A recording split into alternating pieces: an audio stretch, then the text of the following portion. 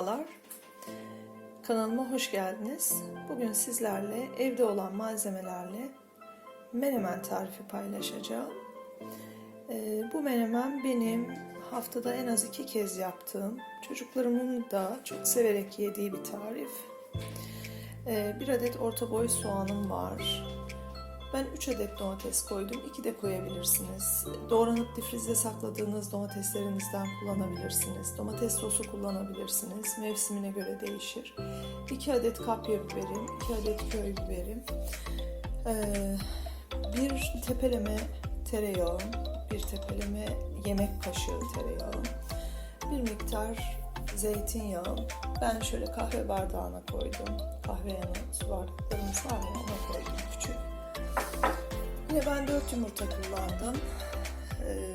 Çünkü 2 kişi yiyeceğiz ama tek kişi ya da işte 3 kişi yiyecekseniz, daha fazla kişi yiyecekse yumurtanın miktarını da değiştirebilirsiniz. Benim şu tavama 4 tane yumurta ve bu malzemeler tam geliyor. Olsaydı belki bunun yanına 1 tane daha yeşil biber eklerdim ama dediğim gibi malzemelerimin sonu. Önce tüm malzemelerimi ince ince doğruyorum. Sonra sırasıyla tavada buluşturuyorum.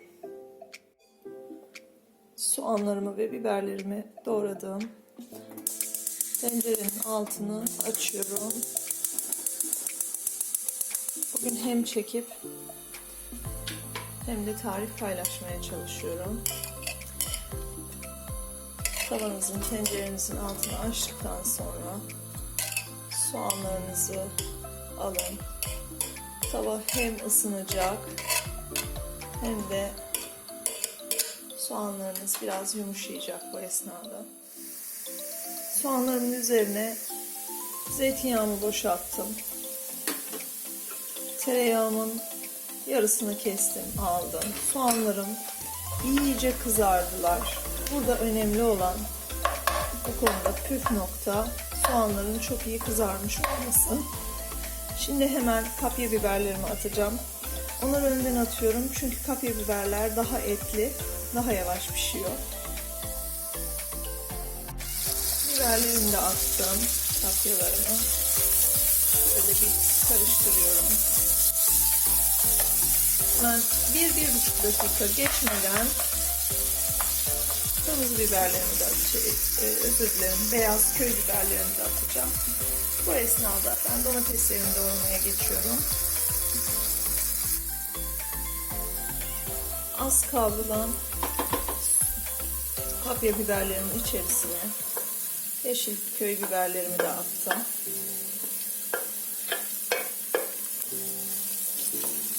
Şöyle söyleyeyim, sadece 2 domatesini soyacak kadar kavurdum kapya biberlerimi. Sonra yeşil biberlerimi yanına yolladım.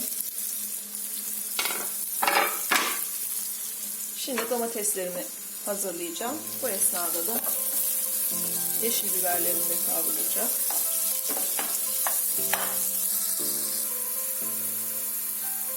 Domateslerimi doğradım. Bir yandan biberlerim oluyor. Şöyle göstereyim. Soğanları içinde görüyorsunuz. İyice kızarmış vaziyette. Soğanlar böyle olmazsa menemenin tadı çıkmaz. O yüzden lütfen buna çok dikkat edin. Şimdi yumurtamın içerisine birazcık tuz atıyorum. Hemen menemenimin içerisine de atıyorum. Benim tuz miktarlarım sizin gözünüze çok gelebilir arkadaşlar. Ben Çankırı tuzu kullanıyorum. Genelde ya kendim çekiyorum ama bazen çekilmiş de bulabiliyorum. Ve nasıl deniyor bilmiyorum ama bu tuzun peri biraz az. O yüzden biraz miktarı fazla tutuyorum. Yoksa inanın yemeklerim tuzlu olmuyor. Tam tersine, hatta bazen eşim çocuklarım değil ama ben tuz atıyorum yemeklere ekstra. Bu arada yumurtamı homojen kıvama gelecek şekilde çok iyi çırpıyorum.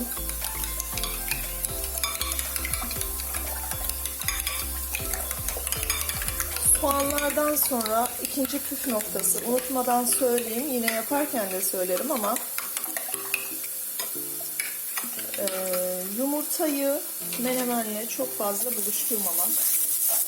Yani yumurtayı dökeceksiniz menemeninizin içine. Ama fazla karıştırmayacaksınız. Biberlerim hazır. Hemen domateslerimi ilave ediyorum. Böyle artık kavrulma kokusunu geçip hafifçe yanık kokusu bile alabilirsiniz. İnanın çok güzel oluyor. Böyle. Biraz acemice oldu, farkındayım video. Ama dediğim gibi çocuklarımı fazla oyalamak istemiyorum. Şu an zaten biri okulda. Öbürü de evde deneme çözüyor. Domateslerimi de karıştırıyorum.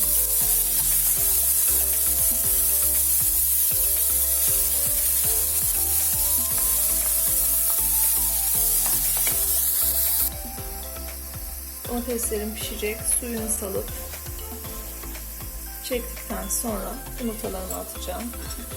Tereyağımı bırakıyorum burada. Sebzelerim hem parlak gözükecek hem de tereyağının güzel kokusunu menemende hissederek yiyeceğiz. Domateslerim pişti. Suyunu da çekmeye döndü. Ben iyice suyunu çektirmeyi beklemeyeceğim. Biraz ekmek banıp yenecek kıvamda olsun istiyorum. Yumurtamı gezdirerek tavamı boşaltıyorum. İşte burası çok önemli. Sakın yumurtanızı karıştırmayın. Şöyle bir şey söyleyeceğim size. Yumurtayı karıştırmak yerine şöyle aralarını açın ve yumurtanın tavanın dibine gitmesini bu şekilde sağlayın. Karıştırırsanız böyle cuma pazarı gibi oluyor. Bu şekilde.